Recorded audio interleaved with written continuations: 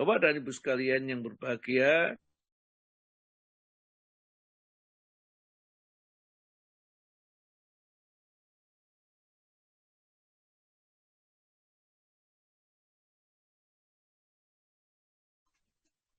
Kok diam Ustaz?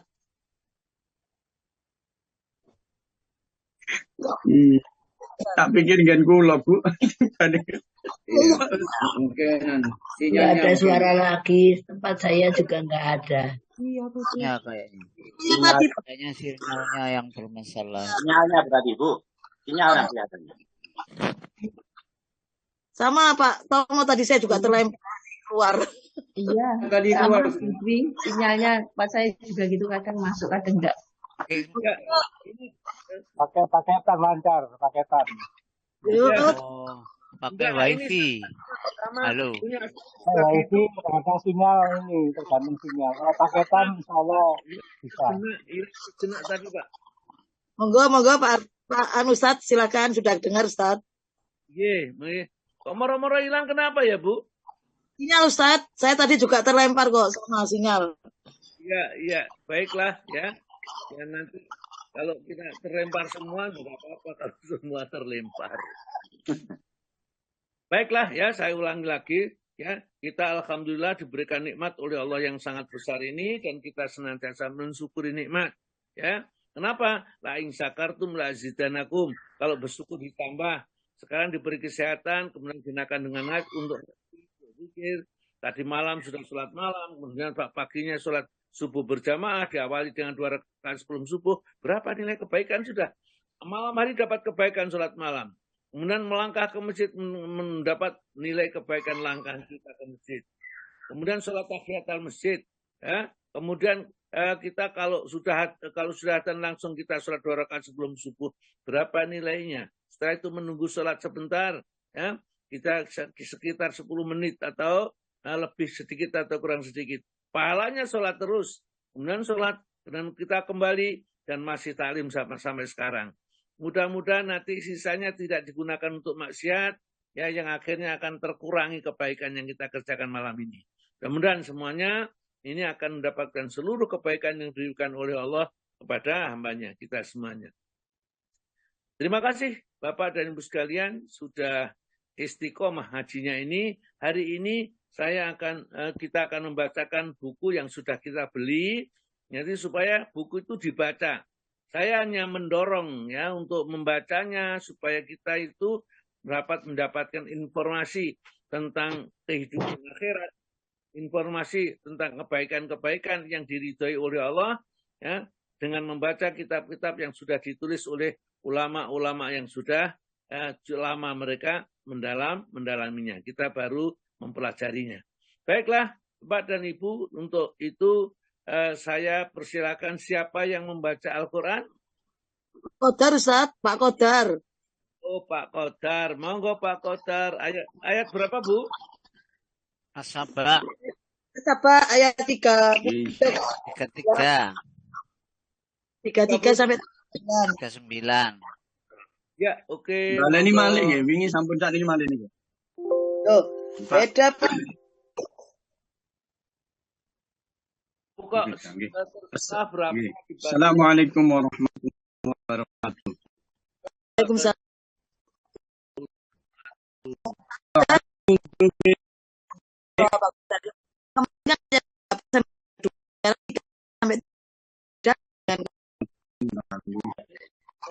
Ini Pak. A'udzu billahi minasy syaithanir rajim.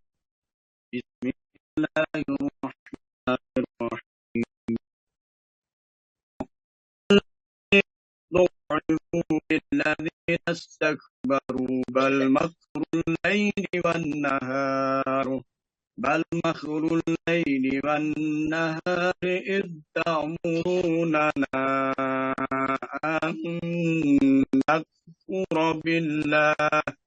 أن نكفر بالله ونجعل له أندادا وأسروا الندامة لما رأوا العذاب وجعلنا الأغلال في أعناق الذين كفروا هل يجزون إلا ما كانوا يعملون وما أرسلنا في قرية من نذير إلا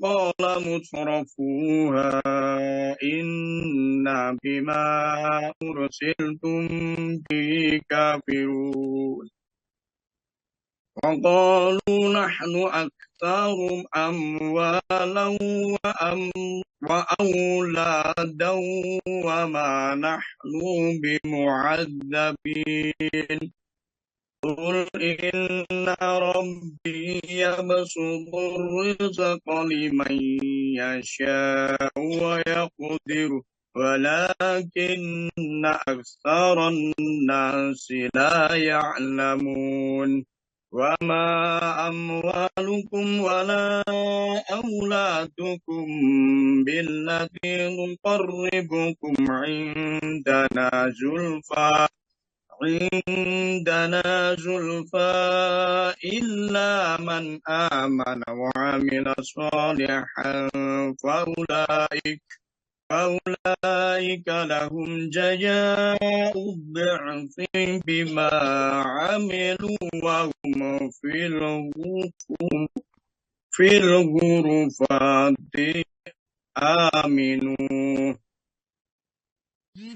وأولئك لهم جزاء الضعف بما عملوا وهم في الغرفات آمنون والذي Itulah sebabnya Islam akan menghapuskan, ya, akan menjadikan mereka itu tidak akan tersentuh api neraka, ya. Yang kita mau masuk neraka duluan itu hanya karena amal jahat kita, syirikan kita atau yang lain yang belum tobat kepada Allah, itu yang akan disiksa. Tapi kalau tidak ada itu, ya langsunglah, ya, masuk ke dalam surganya Allah. Paling tidak hisabnya akan menyebabkan mereka masuk ke dalam surga. Bahwa terus Pak, dalam hadis lain. Dalam hadis lain yang berasal dari sahabat Abu Hurairah radhiyallahu, Nabi SAW bersabda, sesungguhnya tidak akan masuk surga melainkan jiwa muslim, dan sesungguhnya Allah menolong agama ini dengan orang-orang fajir, maksudnya orang jahat. Hadis riwayat Bukhari.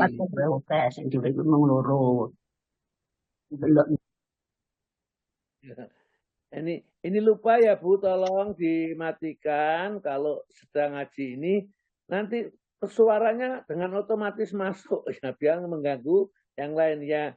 Ya enak ada tugas memang yang mematikan, tapi kalau petugasnya tertidur juga nanti kan enggak, Ustaz. Tidur Ustaz, tak matikan sudah.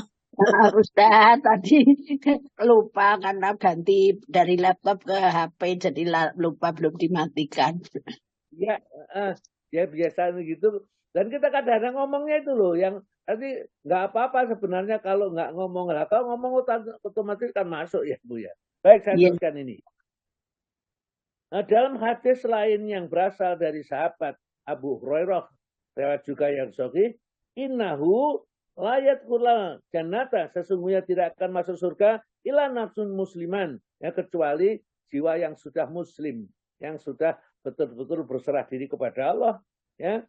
Wa innallaha la yu'ayyidu hadzal dina, dan Allah tidaklah menguatkan agama ini birrajulin fajar, ya, dengan orang-orang yang fajir, yang berbuat jahat. Ya. Sesungguhnya Allah menolong agama ini dengan orang-orang yang fajir. Maksudnya begini, meskipun orang itu tidak ikhlas karena Allah, ya, tidak semata-mata karena Allah, tapi dia orang Islam yang masih seperti itu, ya Islam tetap saja ya diperkuat. Banyak tatkala di zaman Nabi orang yang berperang bersama Nabi padahal dia munafik, ya. Munafik itu musuh, ya, tapi akhirnya juga memenangkan peperangan, ya, karena orang-orang itu kata Allah memang dijadikan oleh Allah, ya, mereka bisa menolong agama kita, ya. Tetapi kalau kemudian mereka bertobat, maka seluruhnya akan menjadi baik. Langsung yang 8, monggo Pak. Kelima.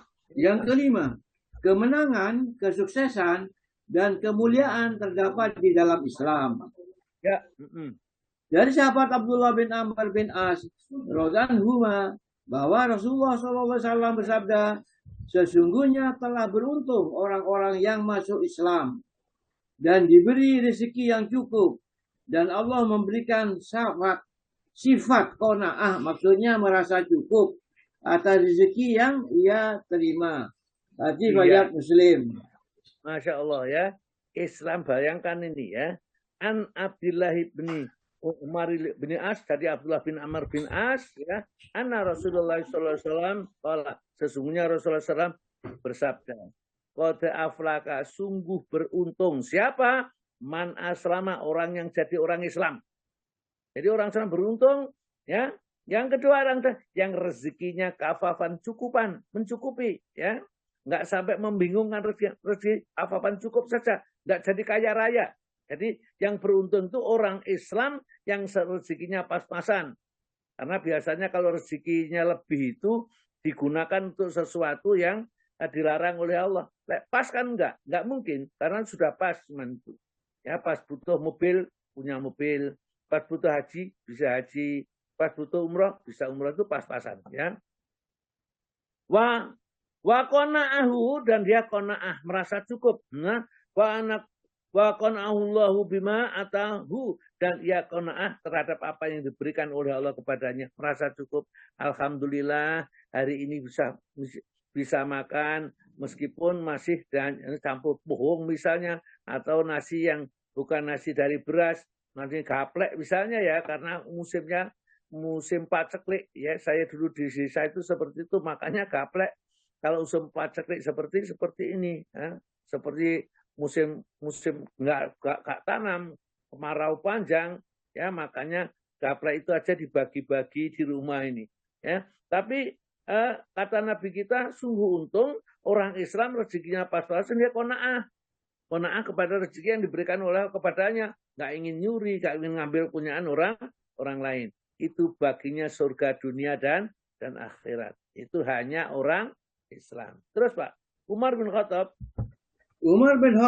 radhiyallahu, ia berkata, kami adalah suatu kaum yang telah dimuliakan oleh Allah Azza wa Jalla dengan Islam. Maka bila kami mencari kemuliaan dengan selain cara-cara Islam, maka Allah akan menghinakan kami. Ini asar. Riwayat Hakim. Jadi perbuatan sahabat ini. Jadi Umar cerita, kami ini sudah dimuliakan dengan Islam. Oleh karena itu kalau siapa yang mencari kemuliaan melewati di luar Islam, maka tidak akan mendapat kenikmatan atau kemuliaan itu. Kalau toh mendapat kemuliaan adalah kemuliaan yang semu, bukan kemuliaan yang sesungguhnya. Karena sesungguhnya Allah sedang menghinakan dirinya. Oleh karena itu siapa saja jadi pejabat, jadi apa saja, maka Islam jangan sampai ditinggalkan, akhlak Islam juga jangan sampai ditinggalkan. Tetaplah suka berbagi dengan orang lain. Yang paling susah itu, ya, saya mengajak ini untuk berbagi tentang rezeki yang diberikan oleh Allah kepada kita. Kita itu sangat yang gegem itu ya, seakan-akan menggenggam air, ya. Air digenggam yang lain, ya, nggak bisa, dibuka tangannya aja sudah habis airnya. Kenapa? Berat memang mengeluarkan ini, ya. Apalagi digunakan menolong orang lain yang kita tidak tahu, ya, apa bentuknya ketolongan kita. Dan kalau kita tahu, barang masih dipuji sama orang. Kalau nggak tahu kan nggak ada yang muji. Kalau kita ini, ya. Ya, misalnya ada yang dari jauh ini ikut kurban, kan nggak ada yang muji, ya. Mereka, tapi Allah tahu dan Allah memberi pahala sempurna. Itu yang jarang atau sulit dipahami, ya. Kadang-kadang kita sudah merasa kelebihan, sudah berlebihan. Wah, saya sudah ini. Padahal coba melihat ke belakang, apa yang kita miliki dengan apa yang kita sedekahkan. Kita kira-kira berapa persen? Kadang-kadang saya sendiri itu malu kepada Allah Ta'ala bahwa masih banyak kebaikan atau pertolongan yang saya berikan kepada orang lain. Ternyata hati saya itu masih belum bersih ya sepenuhnya. Ya mohon kepada Allah Ta'ala, ya muqallibal qulub, sabit qalbi ala dinik.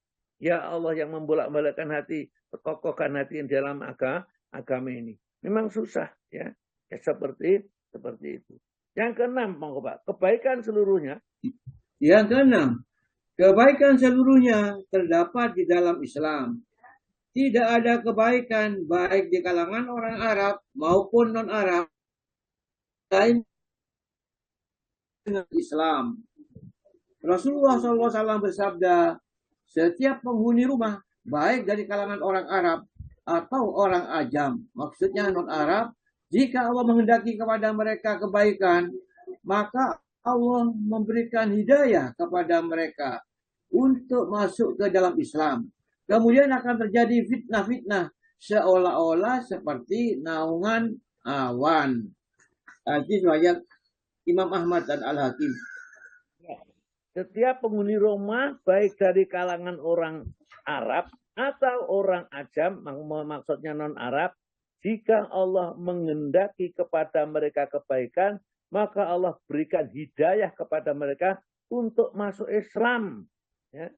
Jadi orang itu kalau sudah bisa jadi orang Islam, itu berarti dikehendaki oleh Allah kebaikan. Coba Pak Toma dibaca surat nomor 6, ayat 125. Jadi kalau Allah menghendaki kebaikan, mereka dijadikan orang Islam. Surat nomor 6, surat apa Pak nomor 6? 6. Al-An'am. Surat Al-An'am. Iya, surat Al-An'am 125, Pak.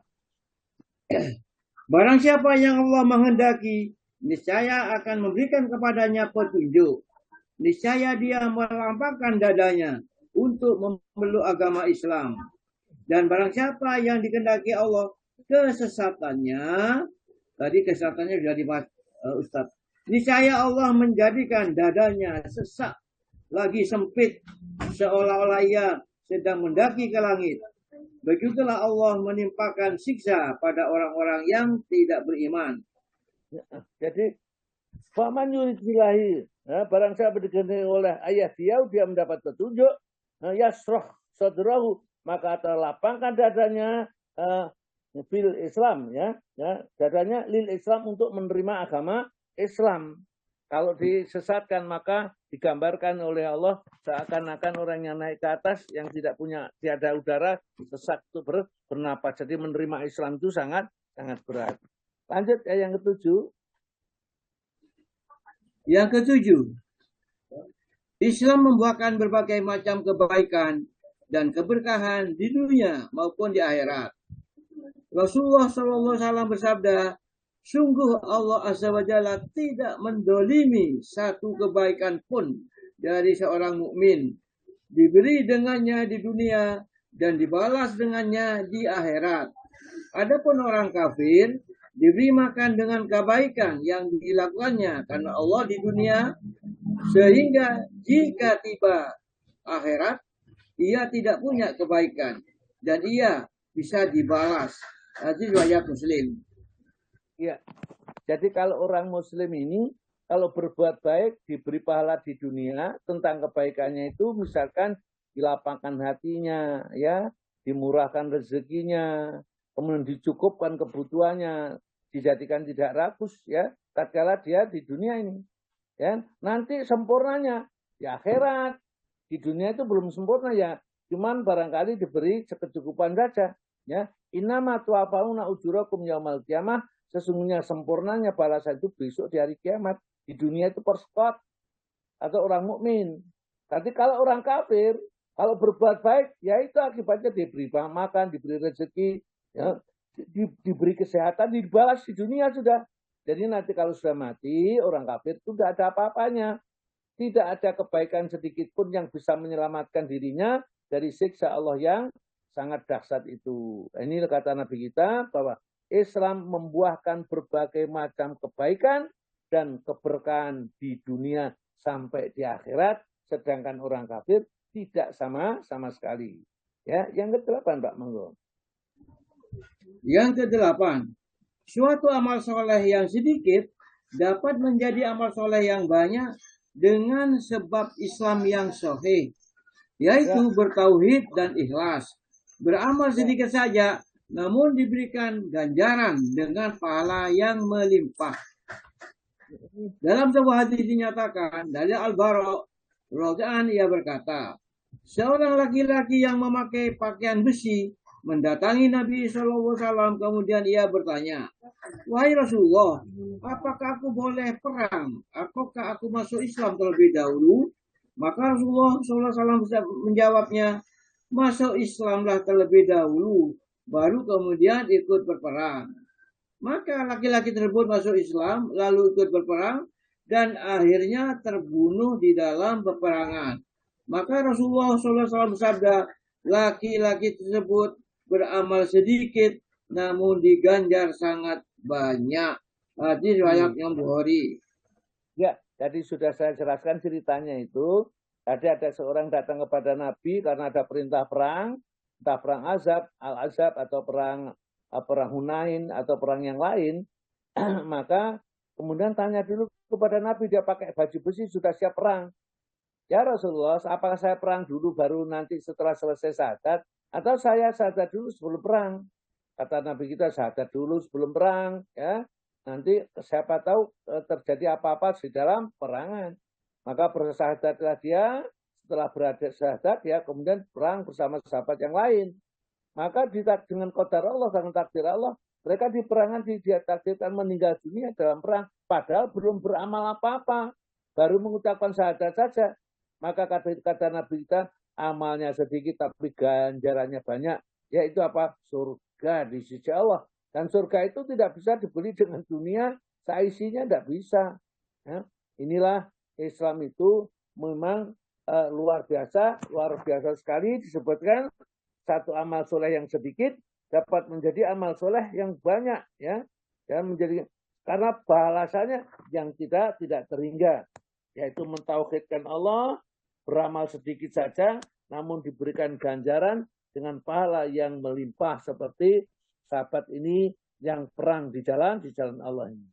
Monggo terus, Pak. 9.